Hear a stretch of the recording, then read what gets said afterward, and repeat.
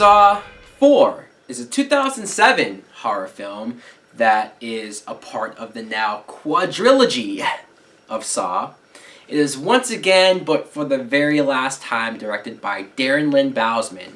And this time, the plot is we see Lieutenant Rigg, who he's feeling a little guilty over what's happened with Eric Matthews, and especially after finding out that Dina Myers is also dead.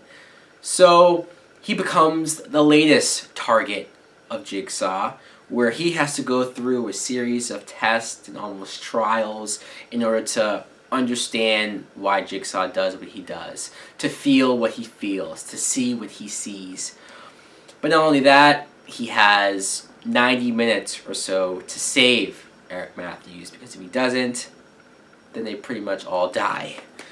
Now, what I think of Saw 4 is, I don't hate this movie. I don't even think it's a bad movie, to be honest. But I will say that it might be my least favorite of the Saw films. First, let's talk about the beginning of the movie, Jigsaw's autopsy scene, because I will admit that was awesome. Every time I watch this movie and I get to that part, I swear the Saw movies don't get praised enough for its practical effects, for its realism, for just how real and realistic these moments look, the gory moments. But this is just an autopsy scene where this guy is cutting up Tobin Bell's dead body. And of course, when he cuts open his stomach, he finds a tape.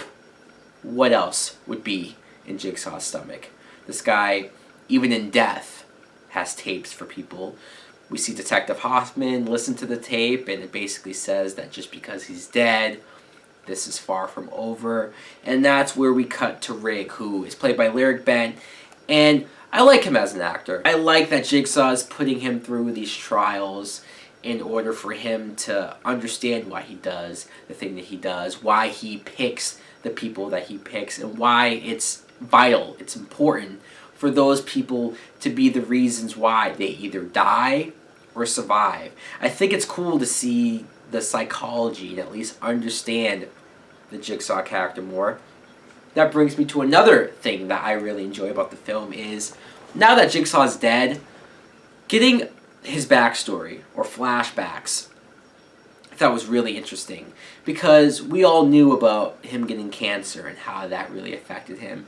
But the stuff with his wife, Jill, and how happy they were at first, how she got pregnant, but then how she lost the baby due to this drug addict who was at the clinic that she worked at. And that too sent Jigsaw in a downward spiral. It's basically what turned him into Jigsaw. And seeing the moments where he was preparing to go after this guy that caused this, even him setting up those audio devices to change his voice. I'm a sucker for that type of stuff. It's introducing Special Agent Strom and Perez, because the Saw movies, I feel like, are some of the only horror films where cops are the main characters, where we're following detectives, especially like these two, desperately trying to find who else is involved with Jigsaw, because they know it's not just him and Amanda. And also the way Strom is when he's interrogating Jill, and how crazy he is and how intense he is. Well, let's talk about some of the things I don't really enjoy, because again, like I said, this isn't one of my favorites.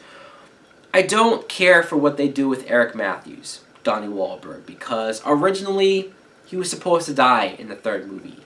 Even the director shot the scene where Amanda cuts him up, cuts his throat, and kills him. But for some reason, somebody decided to not have that and to keep him alive. And I could understand if they had a good reason to keep him alive, if they wanted to do something with him. And sure, you could say that they do something with him, but I just don't like what they do with him. Seeing that quick flashes of when Donnie Wahlberg gets put in that room and he's imprisoned for like 6 months, and he's being fed food, and he's talking to the rat. I'm just sitting there like, wow, really? And then he spends the rest of the movie hung up and just hanging there above a block of ice with 2 more blocks of ice above him. because if Rig doesn't come to save him, supposedly, then they will crush his head. So you just kind of sit there and go, wow, this is the only reason why you have him in this movie. If you wanted to have a character be in that position, why not have Rig's wife, who they show in the film and then just goes missing? Why didn't you just do that with her?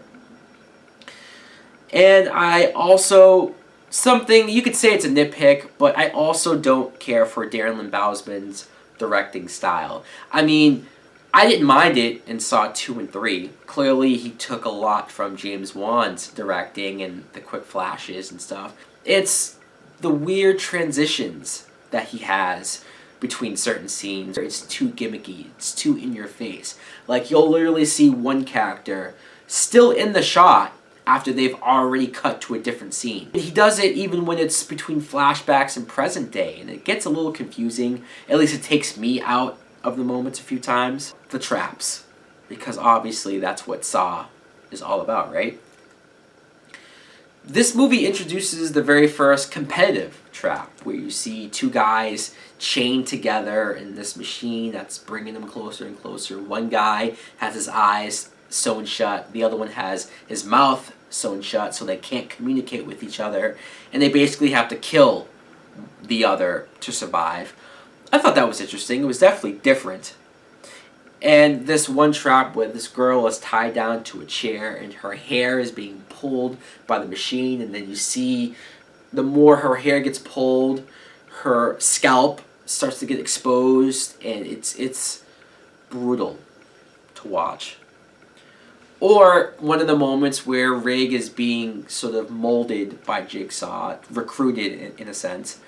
He has him take this one guy who's pretty much a rapist and just the most scum of the earth character, and he puts him in these chains and shackles, and the guy has to pluck his own eyes out, because if he doesn't, then his limbs will be ripped from his body. But that brings me to the twist of the movie. When you find out that Detective Hoffman is a part of this, he's another apprentice of Jigsaw.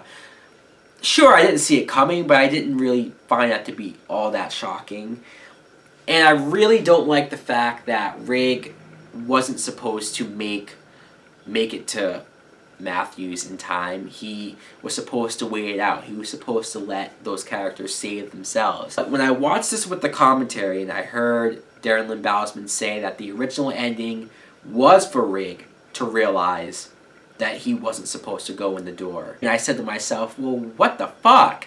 So you mean we were going to have a main character who was going to be smart enough to realize what was going on and actually stop himself and maybe save the day? But he said that one of the producers said you can't have an ending like that. You have to have Jigsaw win, just like every other movie. And that's disappointing. But I will admit, and this is probably the real twist, this movie actually takes place while the events of Saw 3. And when that reveal happened, I thought that was pretty big. That was something that made me go, wow, okay, that's pretty good. I do think there's some good stuff in here. The traps obviously hold up. And the Jigsaw backstory is some of my favorite things about this film. So let me know in the comments below if you've seen Saw 4. What do you think of it? Thanks for watching. Like and subscribe. Later!